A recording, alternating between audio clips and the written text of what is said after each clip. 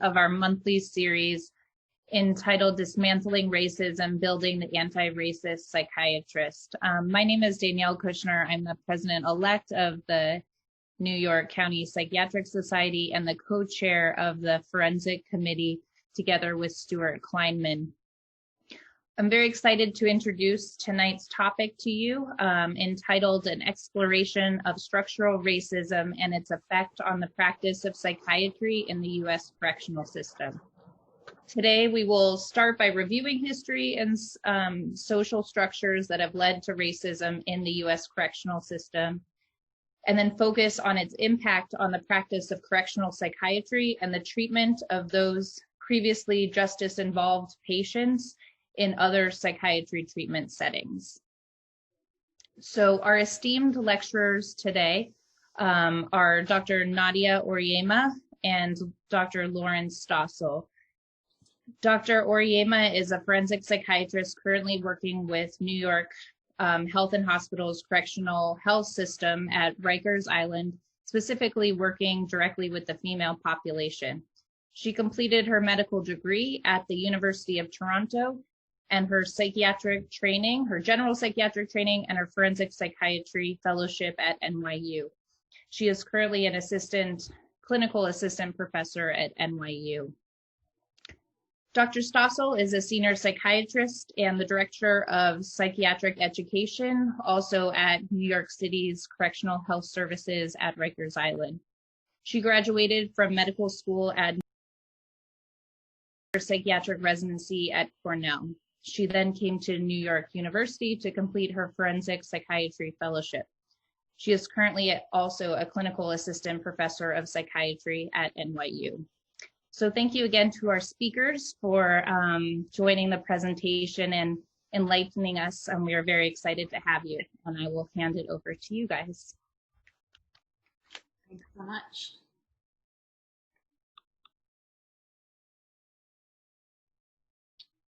So good evening, everyone. We are very happy to be here giving this talk. And to start off, we wanted to provide to think about the topics that we're going to be discussing with you. So the first point that we want to highlight is that as psychiatrists, we work within racially biased systems. These racially biased systems impact the lens through which we understand and encounter our patients. And finally, if we strengthen our awareness and understanding of the fact that these biases exist, we're then able to challenge them and then address the structural factors that make it such that they exist.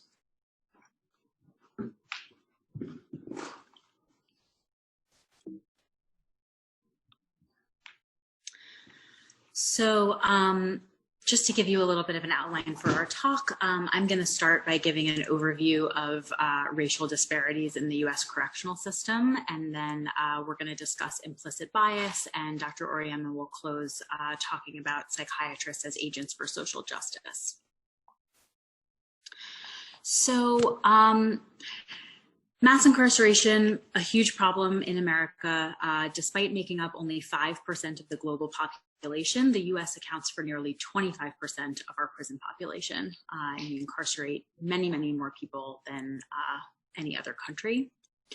And within that system of mass incarceration, there's enormous racial disparity. And just to give a little bit of a disclaimer, racial inequities in America are really complicated. People of color may have layered racial and ethnic identities and may be affected by structural racism in really different ways.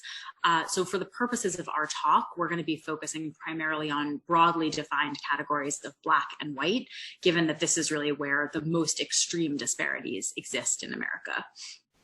So you can see here that for U.S. residents born in 2001, Black men have a 1 in 3 chance of lifetime likelihood of imprisonment, as compared to 1 in 17 for white men. So really a pretty extraordinary discrepancy there.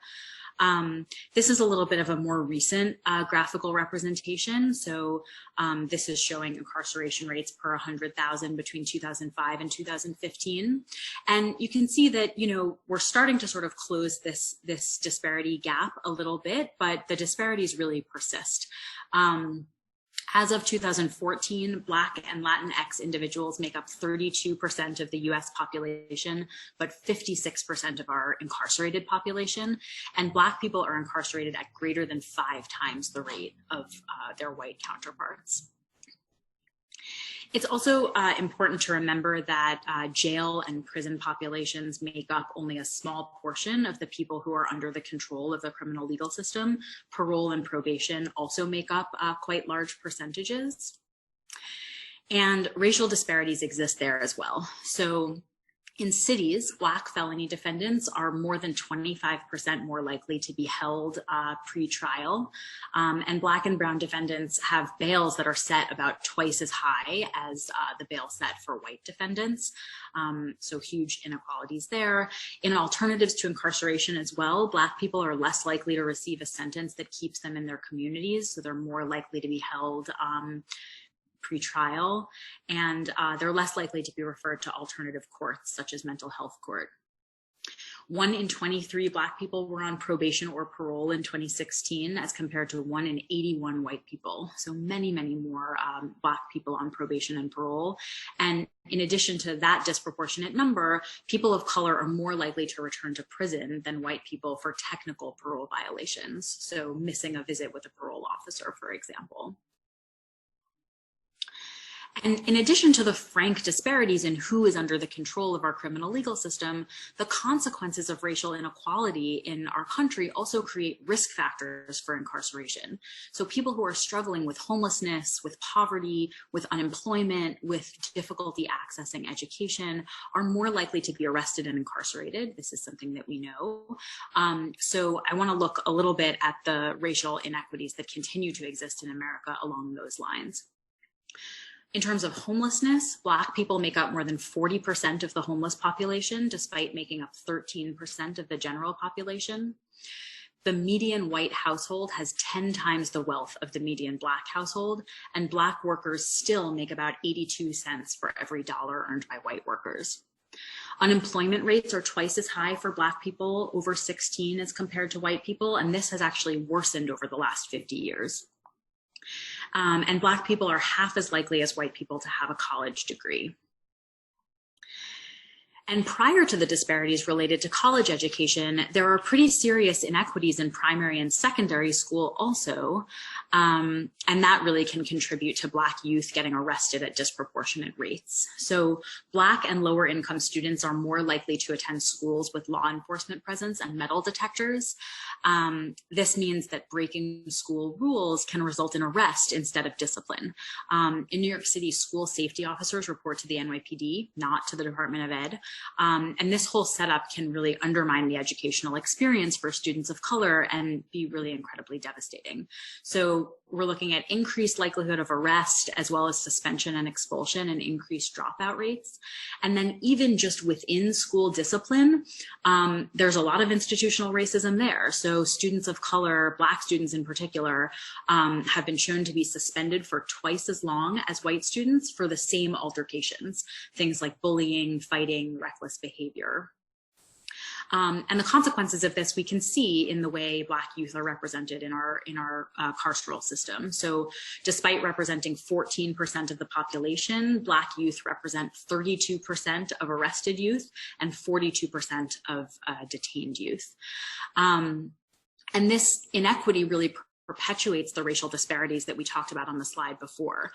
Justice-involved youth have lower graduation rates and higher rates of unemployment, as well as higher rates of homelessness and eviction. So these kids they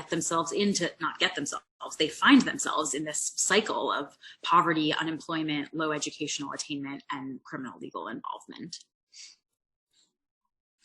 And once you've been incarcerated, the consequences that follow can be really detrimental in terms of your ability to participate in society in a meaningful way. So doing time in prison puts a huge strain on families and on communities.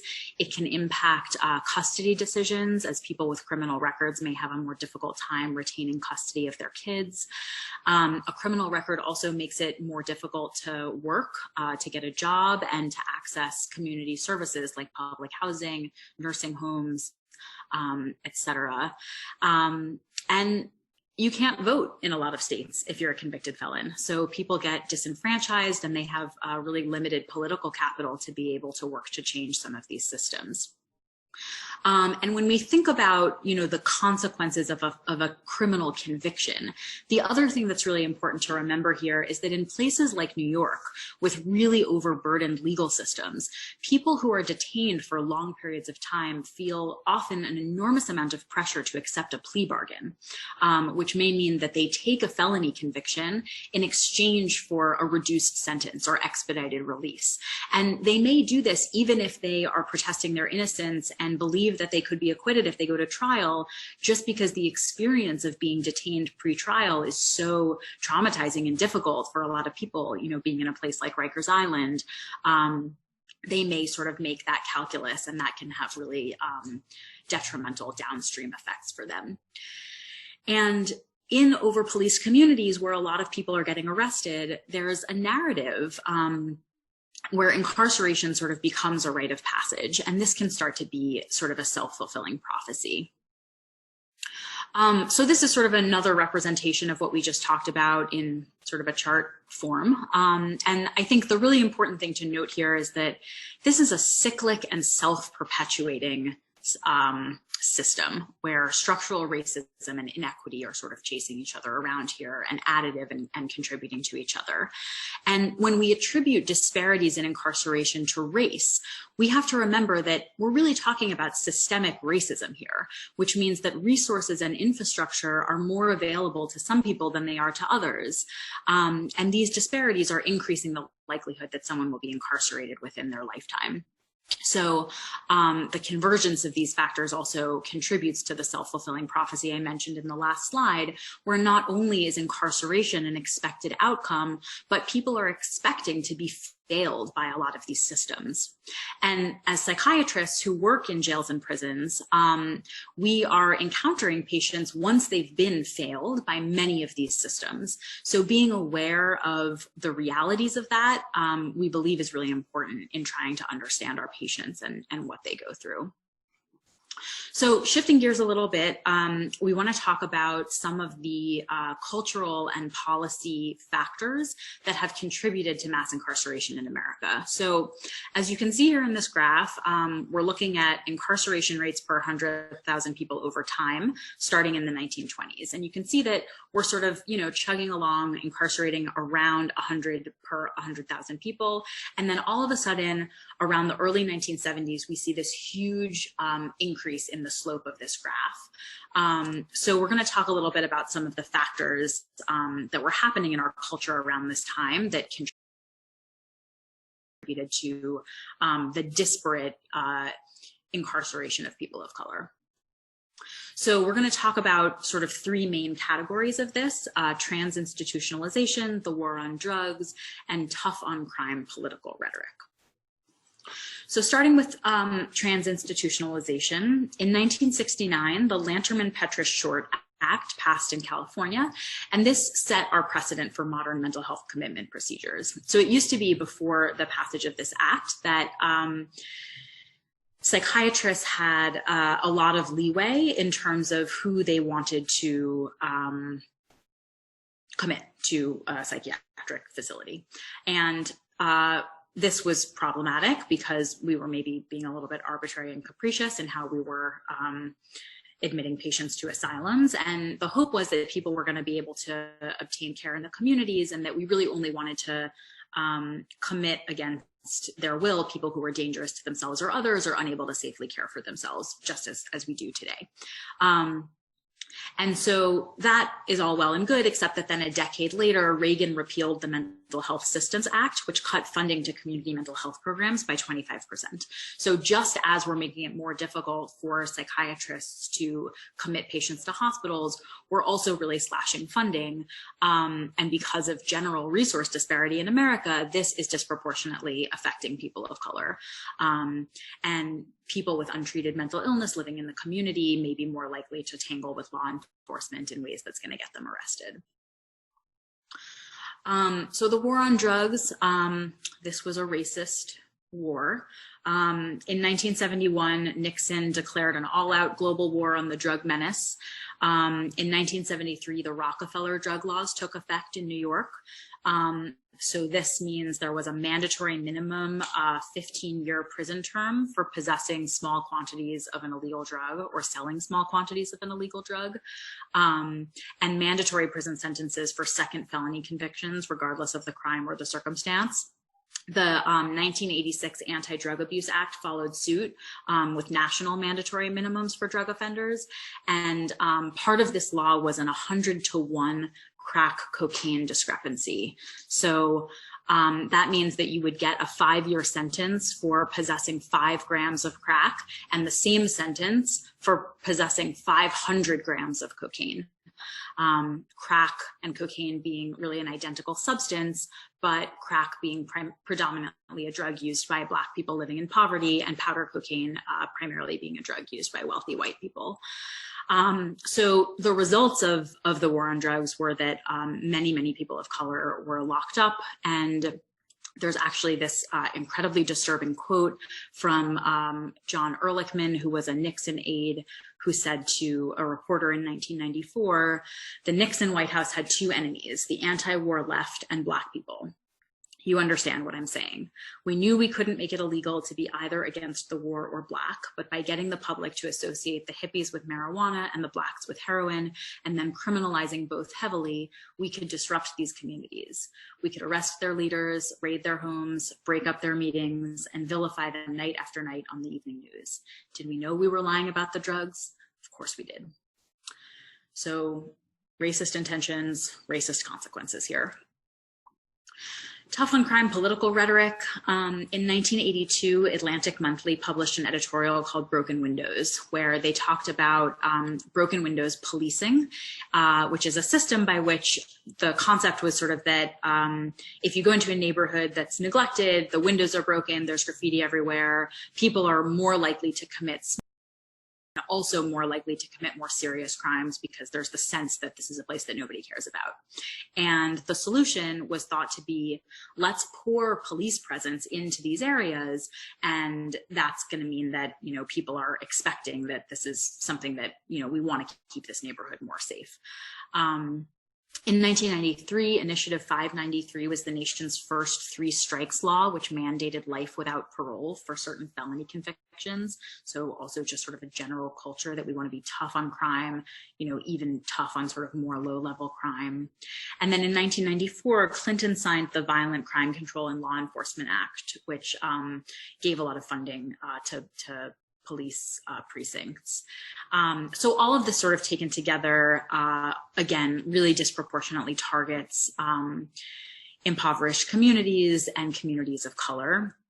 Here's sort of the whole timeline. So, you know, as we move into the next section in which Dr. Oryema will discuss implicit bias, I think it's helpful to just sort of have the stage set here to show how these biases really affected both cultural changes and laws that really contributed to mass incarceration. So I'm going to turn it over to Dr. Oryema. And actually, before I do, I want to just make sure we are sharing our sound, because we're going to play you guys a video clip.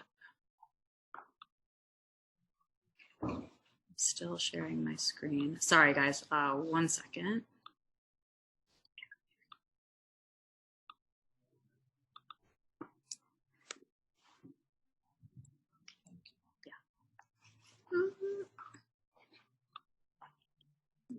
Sorry.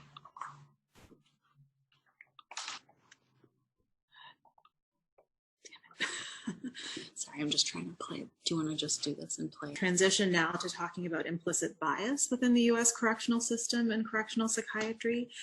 And we're focusing on this phenomenon because it has a really powerful impact in terms of perpetuating the racism and the systemic racism and societal structures that are in place that Dr. Stossel just outlined.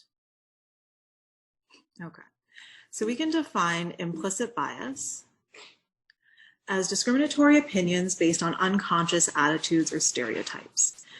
And these biases can manifest in behavior that's contrary to the explicitly stated beliefs of an individual, And what tends to happen is when there's a difference between somebody's implicit biases and explicitly stated beliefs, there tends to be discrimination that's then directed towards typically or more traditionally marginalized groups, such as those defined based on age, race, sexual orientation, ethnicity.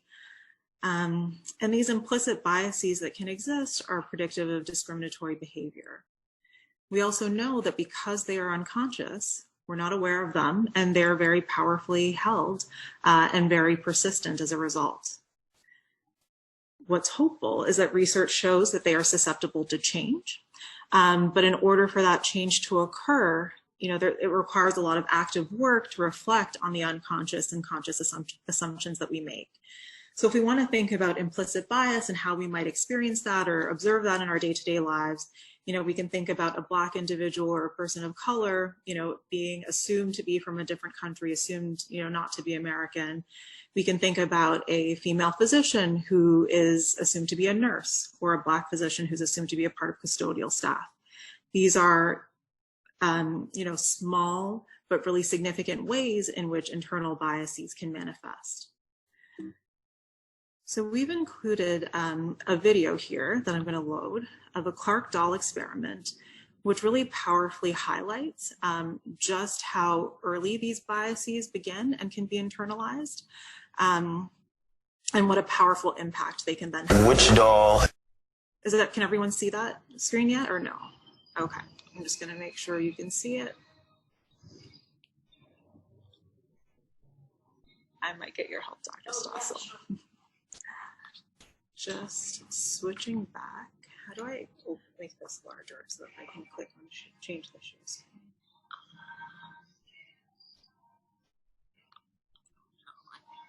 Okay. New share. Oh, sorry. That's okay. Okay, I got it now. Thank you. Okay, can everyone see this now? Perfect. The black doll?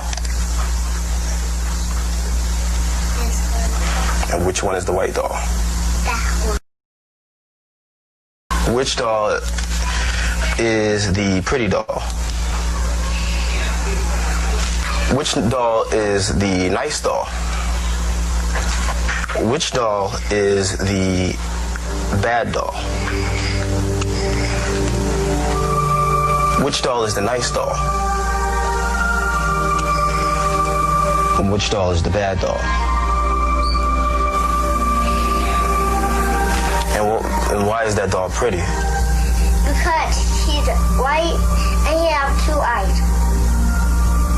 Which doll is the ugly doll? Why is that doll ugly? Because he's black.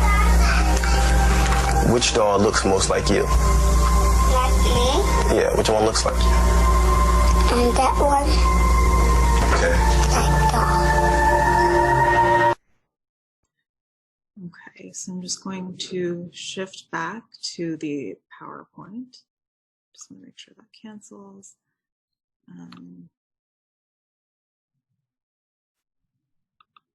Okay, all right. So, we see in this video clip that these beliefs are consciously and unconsciously spread through messaging that's in our society, and it's internalized. It starts to become internalized in childhood. In a very powerful way. We see young Black children who are looking at dolls that have the same skin color as them, associating traits such as bad and ugly. So we see that these implicit biases are not only held and directed towards, people who look differently than us, but are being internalized by young Black children in a really powerful way. And then we have to think about how this then impacts us over the course of our life and how we then interpret and reflect on policies such as the war on drugs, for example, that Dr. Stossel outlined. When there are policies that are very clearly being outlined or described as racist, when the messaging in society, is such that the implicit biases lean into and lean toward racism, it's less likely that we're going to challenge or take pause when these are presented to us in society. And then we have to think about how this then trickles down to the mental health system starting point to think about this within the correctional system is looking at the disparities that exist between who is incarcerated and then who is overseeing the incarceration. So who are the corrections staff? There are really big gaps that exist across the United States. And this is highlighted in what's referred to as the Attica problem. So in September of 1971, there was a riot at Attica Prison in upstate New York. And this riot was driven in part or significantly by racial tensions. At that point in time, there were 63% of the incarcerated men were Black, and there were 0 Black correction staff. So in addition to these racial tensions, the men were rioting, seeking really basic things. They were looking for a healthier diet, less male censorship, better educational opportunities, and also rehabilitative opportunities. Ultimately, this riot resulted in the killing of 29 incarcerated men and 9 hostages, and is a really powerful example of how these racial tensions can really escalate and boil over. The graph that I have on the slide here is an example of how these disparities and gaps still persist.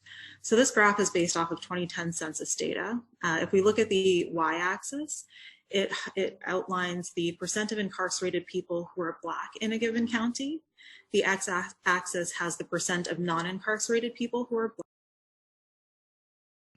So if we look all the way to the left side of the graph, that area here reflects counties where that ratio exceeds 10. So that means there are greater than 10 times the number of Black people incarcerated in a county as compared to the numbers in the community. So in 2010, a really stark example or powerful example of this was Martin County in Kentucky, where in 2010, 884 Black men were incarcerated in prisons in that county. And this was in contrast to only 12 Black individuals living in that county. So we have to think then, about what impact that has on the white community that is in this county when their primary interactions with Black individuals are in the context of the criminal legal system. And once again, we have to think about how these interactions might shape beliefs about Black people. And then once again, receptiveness or interpretation of some of the policies or similar types of policies to what Dr. Stossel outlined earlier in the talk. So this problem is not unique to corrections. Within psychiatry or just mental health services in America, we have similar disparities that exist. So in 2015, 43% of white Americans received mental health treatment, and this was in comparison to only 32% of Black and Latinx individuals. That year, 86% of psychologists were white, fewer than 2% were Black. And data we have from 2017 shows that at that time, 69% of psychiatrists were white, only 3% were Black. And then if we look at who was being trained to be future psychiatrists, only 7% of psychiatry residents were Black. This is important for many reasons, but if we focus in on our talk and thinking about corrections or correctional mental health and correctional systems in the US, we know that because of policies, that have resulted in transinstitutionalization, people moving in large numbers from mental health facilities to receiving treatment in jails and prisons, there's going to be a disparity in terms of who is treating them. So the majority of providers working in these settings are not going to look like the majority Black patients or significantly the significant Black populations that are incarcerated. So, we've outlined that implicit bias affects us all as a society, that it then, impacts the correctional system because of structural policies.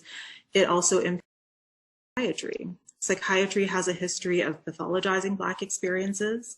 You're possibly familiar with this Haldol ad, which is classifying, which when it was advertised in the 1970s was pathologizing Black experiences or, identifying Black individuals as assaultive and belligerent and providing, a handy medication, haloperidol, to, medicate these presenting symptoms. And we have to continue to be constantly wary and conscious of the fact that there remains a significant overlap between psychiatry and the criminal legal system. There are, because of the disparities in the systemic racism, Many of the Black patients that we're going to encounter in our treatment settings have had interactions with police, have been impacted by inequitable social policies that result in unsafe communities, disparate access to social services, and then that impacts, how an individual experiences the world.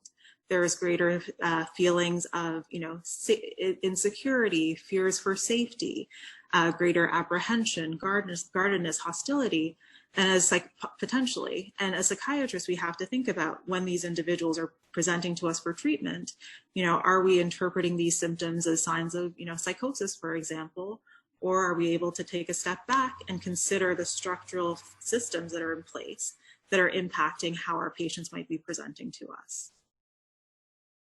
And while we might see an ad like this one, and think that biased messaging is a part of psychiatry's past, we have to continue to be mindful of the insidious messaging that we're exposed to that continues to fuel implicit bias. So what happens when a Black patient is associated with being unstable, being associated with a history of relapse, struggling to take medication? What's being conveyed by this patient's appearance and clothing? And how might our perception change if this Black patient was sitting comfortably in his well-curated living room with smiling family?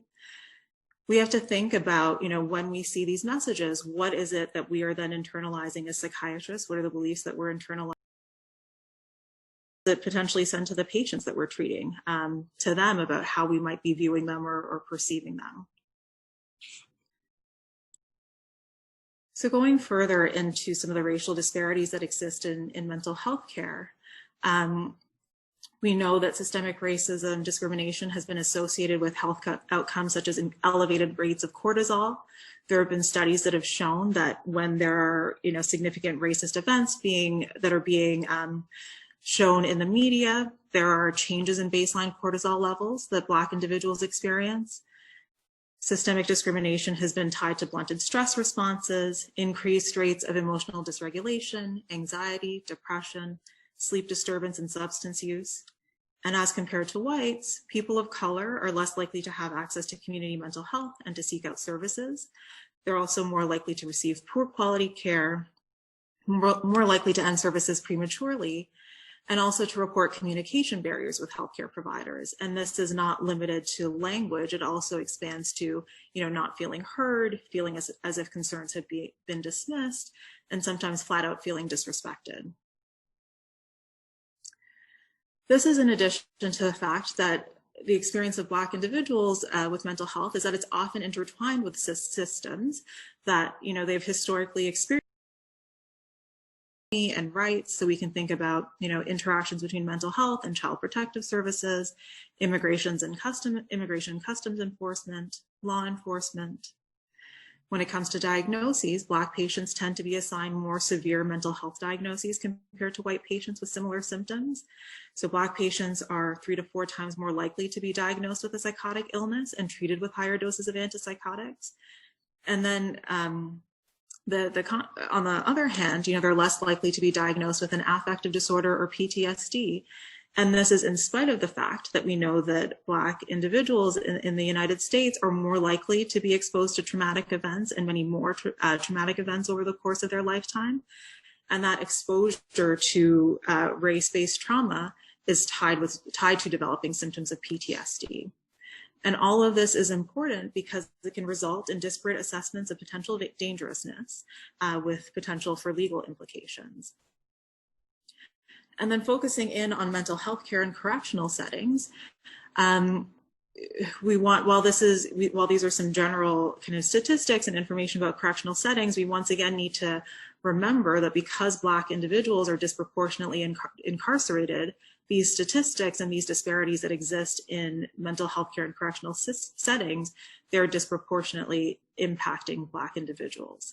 So in jails and prisons, we see 2 to 4 times the rate of major depressive disorder and psychotic illnesses, 3 times the rate of suicide.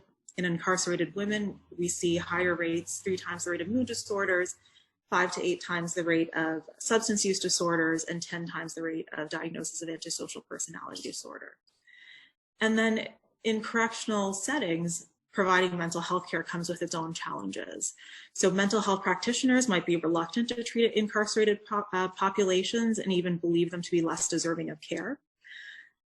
Corrections staff might be the referral point for services. So while, there are intake processes for screening individuals coming into these systems, if somebody experiences a worsening of symptoms while incarcerated or a new onset of symptoms, it's possible that they might not come to the attention of mental health services except for, through the intervention of corrections staff, which is a huge limitation. There are limits to confidentiality as a result of, the physical spaces that we're providing care in correctional settings. And then also the fact that at times, there's a need for collaboration or communication with Department of Corrections staff when it comes to treatment. And then finally, jails and prisons are settings where the model is punishment. So tools that corrections staff use, such as punitive segregation, are applied, to behavior that's seen as problematic when in fact it might be indicative of underlying mental illness or mental health issues.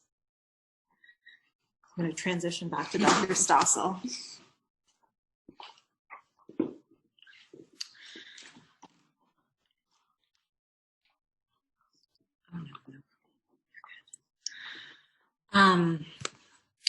So we think antisocial personality disorder is a really good example of how some of the biases that Dr. Oryema talked about infuse our diagnostic categories and affect our patients. So I'm going to use the next few slides to go through the diagnostic criteria for ASPD, and we're going to talk about how they're biased to disproportionately apply to Black and incarcerated individuals. This framework was conceptualized by Dr. Bipin Subedi, who is the Chief of Service for Correctional Health Services in the New York City jail system. And I think it's a really helpful framework. It puts these diagnostic criteria in the context of longstanding societal inequities as well as trauma associated with incarceration. So if you'll remember from the beginning of our talk, because of structural factors that we talked about, Black people are much more likely to be arrested and incarcerated than white people. And societal inequities and structural racism also mean that Black people are more likely to struggle with financial security and employment than their white counterparts. So given that, let's take a look at these two highlighted diagnostic criteria. Given that Black people are arrested at disproportionate rates and are disproportionately represented in our jails and prisons, this first criteria is clearly going to be biased.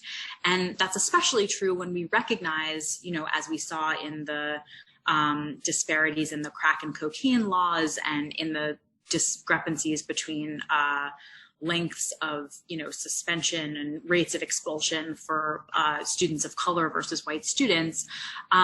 This doesn't necessarily mean that there's any difference in who's performing acts that are grounds for arrest, but the people who are getting arrested are going to be disproportionately people of color. And then if we look at the second criterion here, given discrepancies in unemployment rates, household wealth, and earning potential, this is also going to be biased to include Black people. And again, there's an assumption here that, this type of issue is going to be related to irresponsibility without any consideration of the reality that systemic factors create really significant hurdles for Black people in these areas. So turning now to antisocial personality disorder in jails and prisons, where the rates are much higher than in the general population, we can see here that prevalence of ASPD is about 4 to 6% in men, 0.5% to 2% in women in the general population, as compared to 35 to 47% in incarcerated men and 21% in incarcerated women. And studies show that incarcerated individuals diagnosed with antisocial personality disorder also have higher rates of a bunch of other psychiatric disorders, including mood disorders, anxiety disorders, substance use disorders, psychotic disorders, borderline personality disorder, PTSD, and ADHD. And PTSD and ADHD in particular are much more prevalent in jails and prisons than in the general population. So we can see here PTSD has prevalence rates of 20 to 48% as compared to 4% of the general population. ADHD, there's a similar discrepancy. So it's worth considering whether it's possible that some of the diagnostic criteria of antisocial personality disorder might actually be better explained by other diagnostic categories.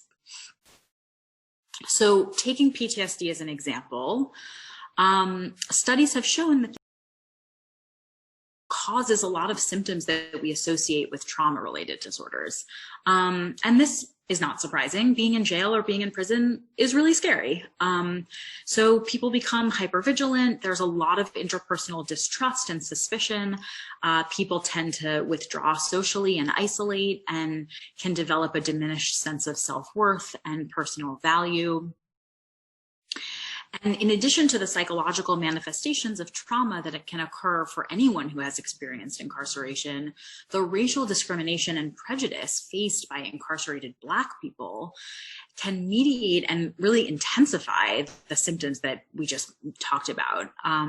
So this is an article on health disparities where Asari writes, among African-American men, incarceration history was positively associated with perceived discrimination, depressive symptoms, and psychological distress.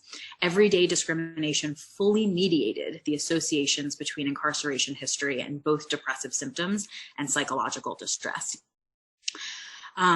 And then even apart from the stress of incarceration, Dr. Oryema talked a little bit about this idea of race-based traumatic stress. This was something that was described by Carter, and he described a cluster of symptoms resulting from emotional and psychological pain following encounters with racism. And common symptoms of this include a lot of the symptoms we associate with PTSD: intrusion, avoidance, increased arousal, anxiety, rage, depression, shame, and guilt. And these reactions can be expressed in a variety of ways, so emotionally, physiologically, cognitively, and also behaviorally. So with that in mind, let's look at these three diagnostic criteria for antisocial personality disorder. Impulsivity, irritability, aggressiveness, and reckless disregard for one's safety can really all be encapsulated by trauma symptoms associated with incarceration, or maybe even in particular, trauma symptoms compounded by the stress of incarceration and the experience of being discriminated against on the basis of race. I think it's also worth adding here that aggressiveness has historically been a term that is loaded with racial bias, as we saw in the haloperidol ad that Dr. Oryema showed. And lastly, I want to just look for a second at how the culture of jail and prison can mediate some of this behavior. So in jails and prisons, violence is really common, it's expected, and maintaining safety is a constant and paramount concern. So hypervigilance is going to be really common for that reason. Additionally, incarcerated individuals often feel pressure to conceal their vulnerability and act tough. This again is a survival mechanism and a means of ensuring their safety. Lying, deception, and exploitation are super common in jails and prisons because there's a little bit of a mentality that, you know, you have to do whatever you can do to get the things that you need and sort of survive. And this is true, you know, among incarcerated individuals themselves, and also creeps into the dynamics between staff and incarcerated individuals. So, for example, you know, large organizations where there may be, you know, unexpected things happening, it can be difficult to make a promise. Those promises get broken a lot.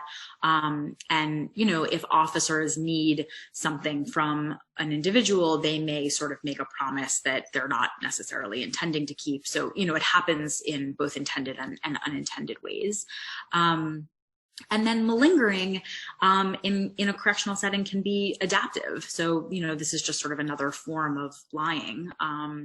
And, we talk about maladaptive behaviors or secondary gain, but I think in a correctional setting, if you're feeling unsafe in your housing area and you know that saying that you're suicidal or that you're hearing voices is going to get you transferred to a place where you're going to feel more comfortable, I would argue that that's adaptive and not necessarily maladaptive, that that's something that is sort of necessary for something that's quite primary, like your safety.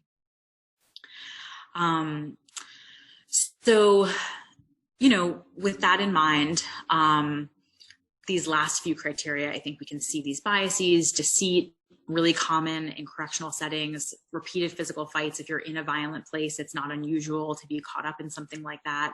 And then lack of remorse, in a correctional setting, this may actually just be somebody trying to act tough and not sort of let on that they're feeling conflicted about, having hurt somebody else. They're just sort of trying to act tough for their own safety. And we should remember, just to go back quickly, all you need is 3 of these diagnoses, these diagnostic criteria, to be diagnosed with antisocial personality disorder. So, you might say, who cares? Why is this important? You've got somebody who's impulsive, deceitful, aggressive. Why does it matter, to figure out what's underneath that? We have a diagnosis that describes it, and that should be enough. But we think it's important to think about what goes through your mind when you see a diagnosis of antisocial personality disorder in a chart. My experience of this is that there's a really strong negative countertransference that can be associated. We may dread seeing that patient, and we may enter the visit with a very defensive attitude because we're steeling ourselves against what we're expecting to be a really unpleasant or maybe even a dangerous encounter. And this diagnosis really assumes something rotten about the individual. This is like somebody who's bad. But as I hope we've shown here, these behaviors and symptoms may actually be more accurately attributed to systemic factors or that somebody has had. When we label somebody as antisocial, we don't look underneath for determinants of that behavior because we've already made a diagnosis. And if we conceptualize this person as somebody who has experienced injustice and discrimination, somebody who may have had a history of trauma or may see the world as a dangerous place, it can change the way we approach that patient. We may feel less trepidatious, more compassionate, and we might approach the person in a more gentle way. And doing so may also change the way the patient responds to us. The stigma of antisocial personality disorder can also affect how we treat a patient and what services we offer. Given that ASPD is not generally thought to respond to treatment, if we're making that diagnosis, we may not offer services that could help address inequity or therapies that could address trauma-related symptoms or mood symptoms. If we're conceptualizing the pathology we're seeing as related to trauma or related to societal injustice, we may be more likely to offer helpful interventions. And then lastly, this diagnosis can really influence somebody's legal case. So symptoms of antisocial personality disorder, remorselessness in particular, are often introduced in legal settings as a risk factor for future violence while defendants are in prison. Studies have shown actually that there is insufficient evidence that an ASPD diagnosis identifies defendants who are going to behave violently while they're incarcerated. So given all of that together, the bias associated with the diagnosis, the limitations in the utility, and the extent to which it can stigmatize our patients and affect the type of care that they receive, we think it's really important to be careful in how we use this diagnosis. And we've been talking about how to think about this diagnosis in prisons and jails, but it's also important to remember that correctional psychiatry does not exist in isolation. People who have been involved with the criminal legal system can be encountered by psychiatrists in a variety of settings, alternative to incarceration programs, substance use programs, ERs, outpatient clinics. And so when you're seeing these patients in the community, we think it's really helpful to have some understanding of how the experience of being incarcerated may have affected them, because that may change your interpretation of the way that they behave. And while this might seem like semantics, this stuff can really affect how we think about patients and also how we write about patients. And as it creeps into our charts, it can also then affect the care that the patients receive in the future. So I'm going to turn it back over to Dr. Oryema to talk a little bit more about that. So to really highlight this and expand on the points that Dr. Stossel just made, we wanted to share some examples of documentation from community charts that bring this point home. So the first quote that we have here is for a woman who's in a hospital setting, imminently being released. And what was written is, patient reported resolution of symptoms. Her parole officer was helpful in motivating the patient to continue to work towards rehab and avoid arrest. Patient sleep and appetite normalized. Character pathology with antisocial traits, however, persisted, such as demanding shoes and clothes and being entitled.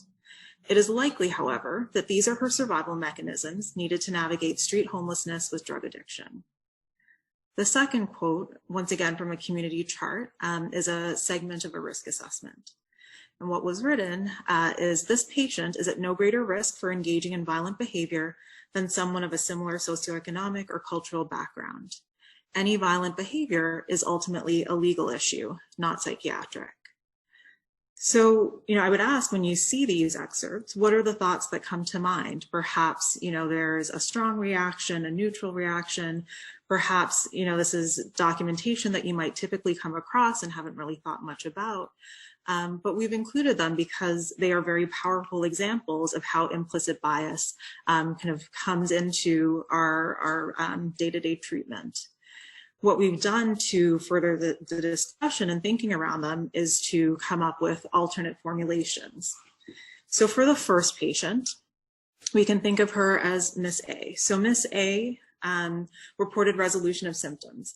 Her parole officer was helpful in motivating her to continue to work towards rehab and avoid arrest. While a history of antisocial traits was noted in her chart, further reviews suggested that other factors may better explain her symptoms and behavior, including a history of trauma, substance use, and social disadvantage. Specifically, her recent parole violation occurred in the setting of leaving her shelter due to threats from an abusive partner and subsequent relapse on substances. She demonstrated some irritability and aggression in her request for shoes and clothes, but this appeared to be related to a sense of institutional mistrust and desperation in getting her needs met, her basic needs met. So in providing additional context to understand Ms. A's symptoms and behaviors, our formulation shifts from one where she's understood from the stance of being involved in the criminal legal system and her behavior is being related to the same, to one where her history and experience of social disenfranchisement strongly impacts how she approaches seeking assistance to have her basic needs met. And what's important about this is that our understanding of her behavior can shift from one where we view Miss A as having inherently bad traits because of her history, to one where we consider so-called bad traits the result of systemic inequity. If we try to approach, expanding on the risk assessment for Mr. B, we could do so as follows. So Mr. B presents with aggressive and impulsive behavior in the context of acute interpersonal stressors at his shelter. He has a history of physical abuse and significant exposure to violence throughout his childhood and teenage years, and describes a tendency to lash out violently in the setting of feeling threatened or overwhelmed. While he is not presenting with acute psychiatric symptoms requiring hospitalization, he would benefit from outpatient therapy to target irritability, poor impulse control, and aggression related to his trauma history. So with Mr. B, we can acknowledge his history of violence without dichotomizing this behavior as being either a mental health issue or a legal one. And we can try to look for behaviors or factors that might be driving his behavior, and then identify mental health solutions that may benefit him. And, we can do all of this while still acknowledging that this individual has a baseline elevated risk for violence based on his history, but we can do so without summarily determining that such violent behavior, if it does occur, is the result of criminality or Mr. B being inherently bad. So if we think about both of these examples, they are powerful in that they reflect how, our biases can then, the biases that we hold off of our personal backgrounds and the societal messaging can come into the work that we're doing day to day with our patients. So, from there, we want to think about, well, how do we make this shift and how can we work on this? So within the medical profession, within mental health, we talk a lot about cultural competency, which is a focus on how culture shapes an individual's presentation. And while this is important in understanding somebody's background, understanding, you know, some of their values and how that might be shaping their current presentation, it has limitations. And that's where we want to think about moving from cultural competency to structural competency. Structural competency is a framework that accounts for community, institutional, and systemic factors that affect symptoms and diseases. And what structural competency allows us to then do is move from a cultural framework or a cultural competency framework where we might see the individual as being, you know, the source of some of the difficulties that they're having with treatment, to being able to consider what are the societal factors that are playing a role here. So structural competency, how do we, you know, work towards this? How do we attain it? It comes with collaboration across disciplines, thinking about things like, you know, co-location of services, primary care, mental health, social work services, collaboration with community organizations that might be particularly meaningful for the patients that we're working with. So that could be collaborating with, you know, lawyers in the community, shelters, food pantries, you know, depending on what our patients' needs might be. And it's also about advocating for systemic change. And the final point is, you know, through all of this, having an amount of structural and cultural humility, recognizing that we have limitations, you know, to our ability to, you know, understand the many factors that our patients are dealing with and what it's like to deal with these systemic inequalities and systemic racism on a day-to-day basis. So being able to, you know, be open to learning and knowledge, but also remaining humble in that what we kind of learn and understand is always limited based on our experiences and perspective that we're coming from. So this brings us to the end of our talk, the last section, where we're just going to expand a little bit more on how we can think of ourselves as being agents for social justice with the goal of striving for structural competency. So we can think about this on many levels, and this is a positive thing because it means there's so many ways for us to kind of take a step towards this direction in ways that feel kind of most comfortable and available to us. If we think about a patient or treatment level, we can start by thinking about the language we use. In correctional settings, terms such as pens and bodies are used. Pens, the areas where, you know, individuals are held waiting to be seen by medical or mental health staff. Individuals are referred to as bodies, very, very dehumanizing. We can practice in general and, you know, move from making assumptions of race, someone's race and ethnicity, to shifting towards, you know, understanding what a patient's description is of their race and ethnicity, and how that then impacts their understanding of themselves and their identity, and how we can then shape our treatment around that. When it comes to diagnosis, we can avoid racial biases in diagnostic evaluation. We've highlighted antisocial personality disorder as an example, the discrepancies between, you know, the rates at which Black individuals are diagnosed with psychotic illnesses or not diagnosed with affective illnesses. We can also incorporate knowledge of systems to be able to better empathize with our patients and then recognize disenfranchisement when it occurs.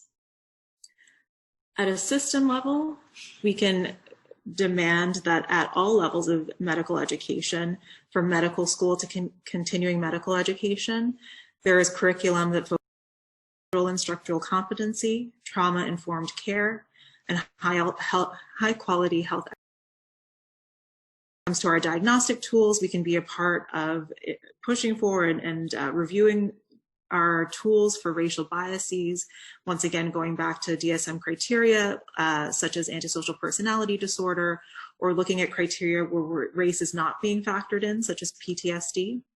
We can look at hiring practices, insisting that our institutions are hiring diverse pools of psychiatrists, and also demanding that that diversity be reflected in leadership, and then advocating in our communities at city, state, and federal levels.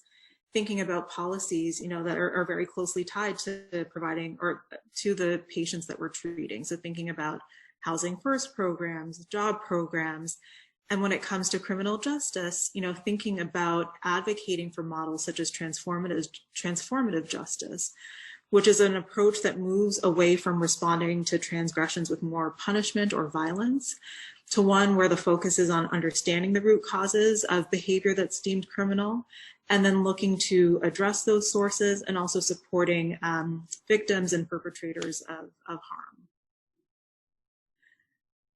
So lastly, we want to leave you with some concrete suggestions about, how to think about moving forward in becoming more structurally or continuing to evolve as structurally competent psychiatrists. The APA has an advocacy focus, and there are many resources on the website. Resources pertaining to the Political Action Committee, Congressional Advocacy Network, which is a way for interested psychiatrists to build advocacy tools to advocate for mental health policy that's important for our patients. There are minority and underrepresented caucuses that are focusing on disadvantaged populations. And then we can think, beyond to the various organizations that we might be a part of. Do they have a mandate or policies, practices that are in place to think about addressing systemic racism, so structural inequality? And if it's not there, being a part of creating that, demanding it, so that we can, work towards addressing the many, many barriers that our patients face, our Black patients face when it comes to, receiving adequate care throughout the mental health system and within the correctional system in particular. So with that, Dr. Stossel and I would like to thank you for your time and attention. We'd like to transition to answering any questions that you may have, any thoughts that you might want to share on this topic.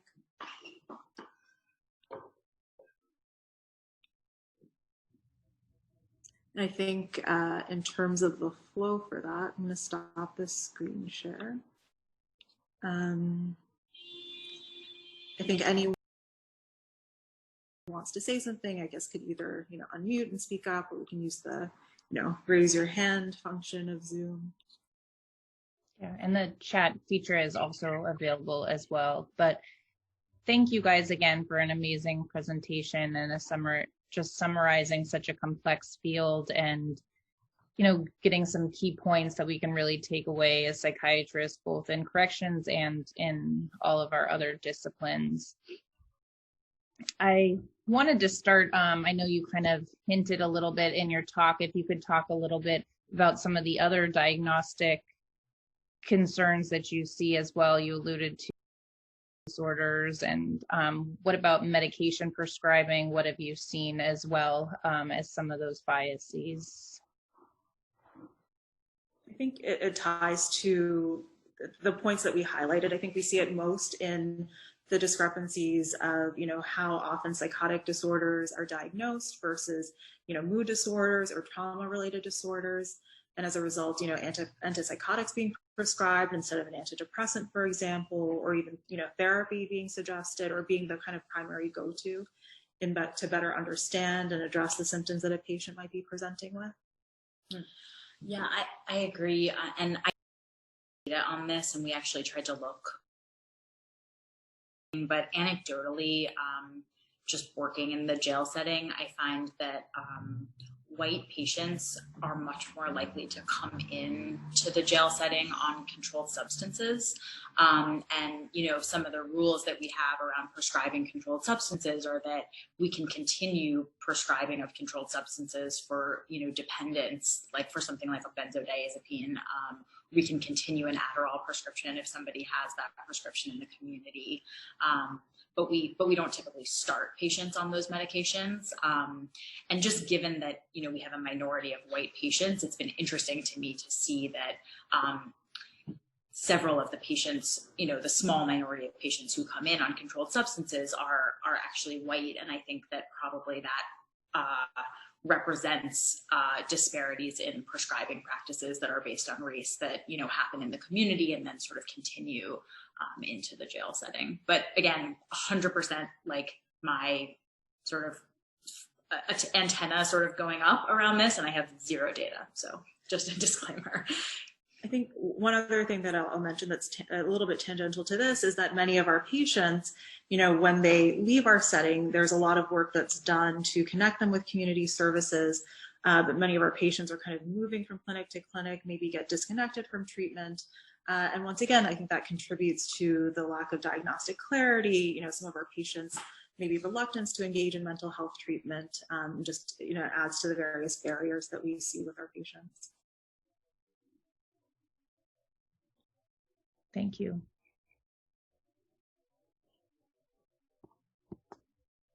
Other thoughts or questions from people? You got some nice comments in the chat going through, thanking you for a great presentation. Feel free to vocalize as well.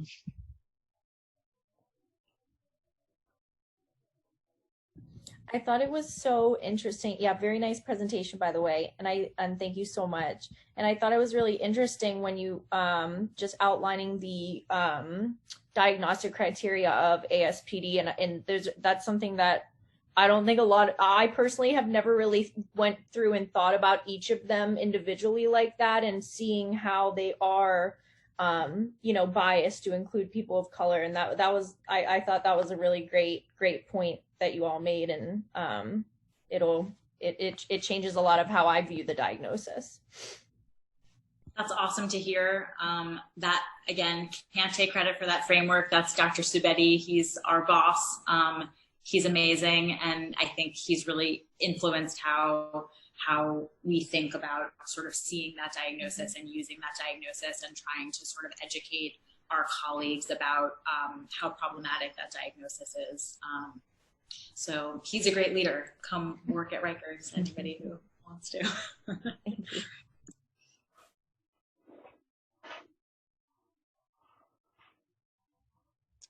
Any other questions or even thoughts, comments? Yeah, do people have similar experiences in their setting in the community, either with justice involved people that you want to share, or?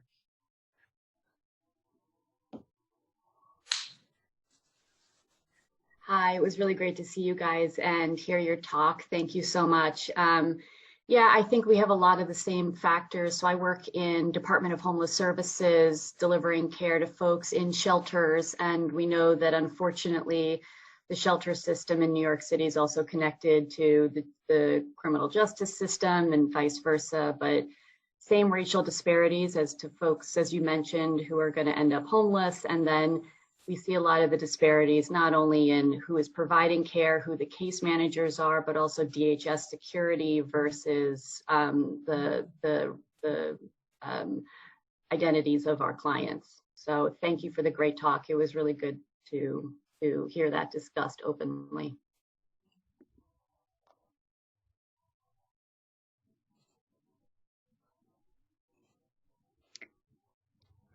So while people are thinking, I will throw out one other question to you guys. Your opinion or thoughts regarding the restructuring of the jail system into the borough-based jails, construction of new prisons.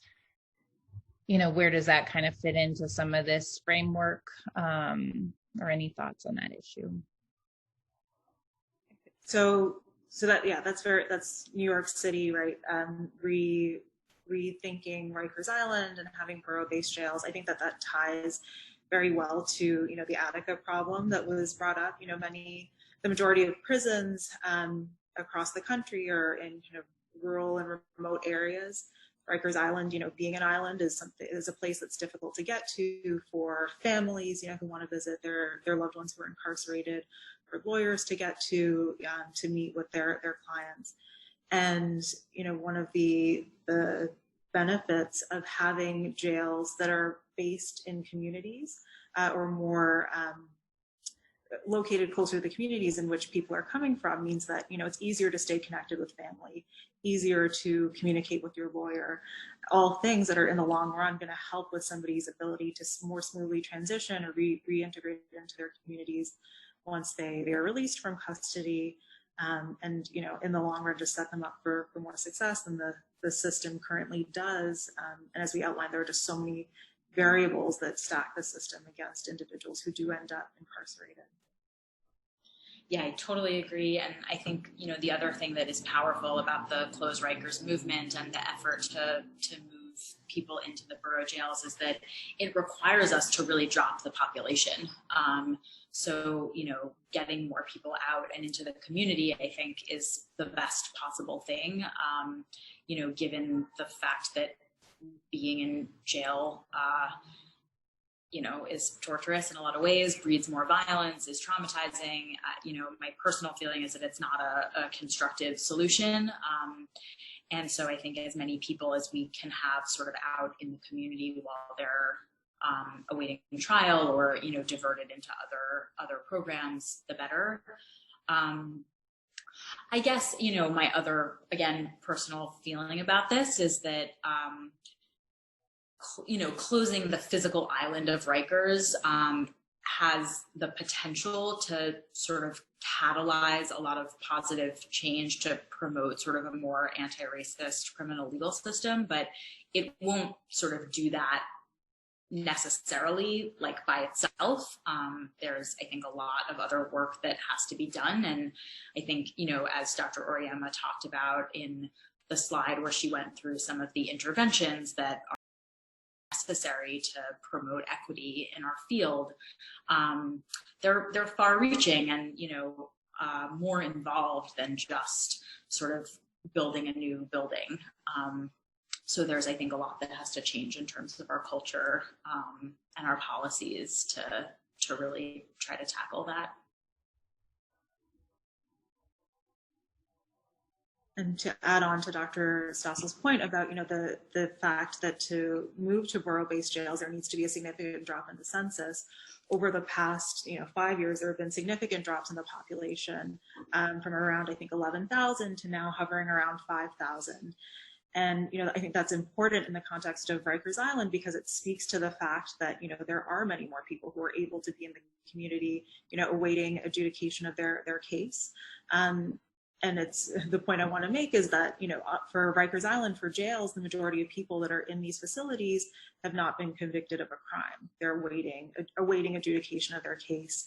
We have to think about, you know, the many people who might be incarcerated on Rikers Island in jails because of, you know, parole or probation violations that might be the result of, you know, failures in the social safety networks or lack of safety networks that we've talked about. Or just not able to make bail. I mean, given 80% of our patients are pretrial detainees, 20% serving a misdemeanor sentence. So it's a huge proportion of people who are pretrial.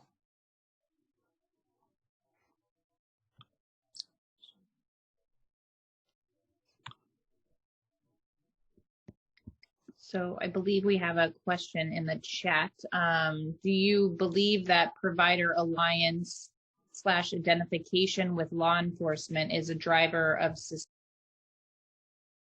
countered?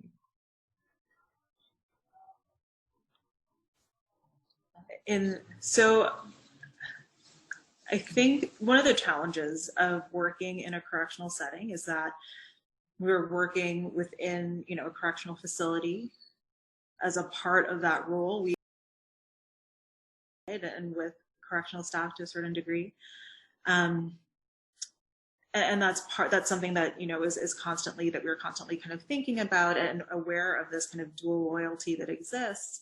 I think that is a challenge that arises. I don't know that there is necessarily, or I'll speak to my experience, I don't know that there's necessarily an identification with correctional health staff, but I think as much as possible, what we're striving to do is work alongside with correction staff to educate them, you know, generally about mental health and what it means, you know, to treat individuals or have individuals who are incarcerated with mental illness so that we can more effectively work along with them to, you know, make sure that our patients are coming to clinic, you know, to make sure that patients who are in mental observation units are kind of being understood from a mental health lens.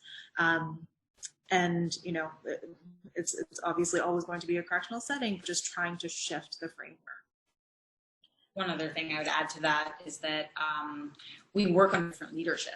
So this is true in the New York City jail system. It is not true in many other jail and prison systems, but we're lucky enough to have Correctional Health Services, which is the organization that employs us and everybody who works in mental health in the New York City jail system. And it's a separate organization from Department of Corrections. So it's under Health and Hospitals, and we're not answering to DOC leadership. So although, you know, we have collegial relationships and we work alongside, you know, to try to promote safety in the jail setting, the dual loyalty in our system is more sort of experiential, in that, like, we want to kind of get along and be collaborative, but we don't actually answer to them. And I think that does sort of free us up from the conflict that you're asking about a little bit.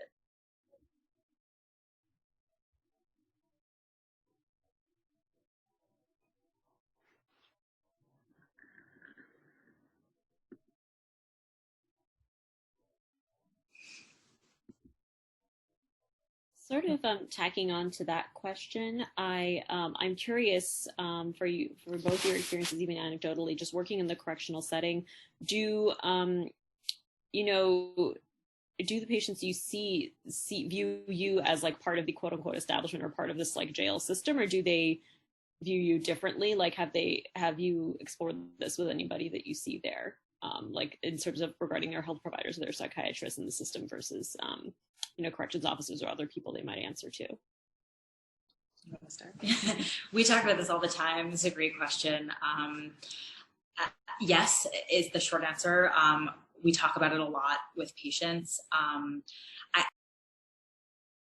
Depends on the case and the situation. My personal experience often is that, you know, we talked a little bit about how sort of suspicion is really common in the jail setting, and we are not exempt from that as psychiatric providers. So I think, you know, it is our job coming into a new encounter with a patient that we've never met before to assume that that suspicion is going to be there, that it's understandable for it to be there, that it's well-founded, and to do our best to be warm and seek to understand and to be honest and to try to be helpful. I think by doing that, it's easy to develop a therapeutic rapport, and not in necessarily every case, but in many cases, to sort of come with humility and try to figure out what you can do to be helpful within a system where you're being honest about the things that you just don't have control over. Like, I can come in and say, look, I can talk to you about medication to help manage what's going on. I can give you therapeutic tools. I can be, you know, somebody to kind of joke around with if you need just like a minute because you're having a hard day. I can give you something to read from the internet. Like, these are the things that I can't control at all because it's just not up to me. And, you know, those are conversations that I have routinely with patients. And sometimes you have just a degree of suspicion that you can't counteract, and that's okay. You know, not everybody has to like me or, you know, want to trust me. And, you know, you can sort of do your best to still provide care and work towards that, even if it's never going to be sort of fully attainable.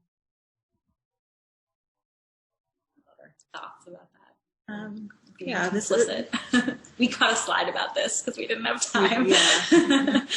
I think that is definitely a challenge, you know, in terms of gaining a patient's trust or having them, you know, build a level of comfort with you. But I think even beyond, as part of, you know, the correctional system, I think one of the experiences that I have had is patients, you know, maybe not having significant interactions with mental health services in the community, or maybe having interactions where, you know, they have diagnosis, and this is possibly, you know, one of the first times where somebody's taking a step back and saying, you know, your symptoms sound maybe more like they're trauma related, or you're depressed. And I think the suspicion that we sometimes encounter where a patient says, you know, no, I have, you know, these psychotic symptoms, I need this antipsychotic medication, comes up there is something that's actually very striking to see. And I think kind of working through that, and or trying to work through that, and have a patient, you know, see you as somebody who's trying to work alongside them, not, you know, deny them of something that they've previously been treated with or had before, I think is a challenge that very often comes up and that we're navigating through.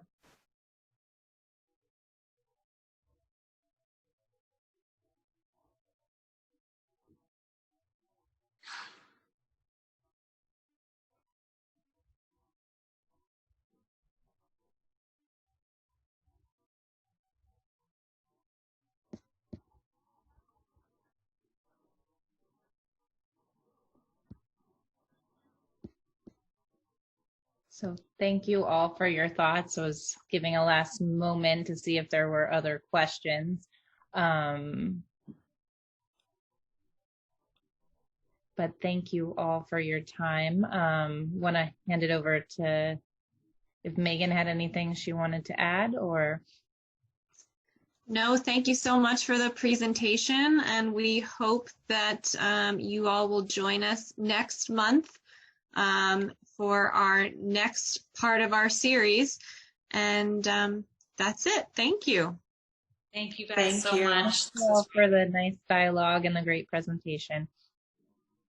Take care, everybody. Have a good night.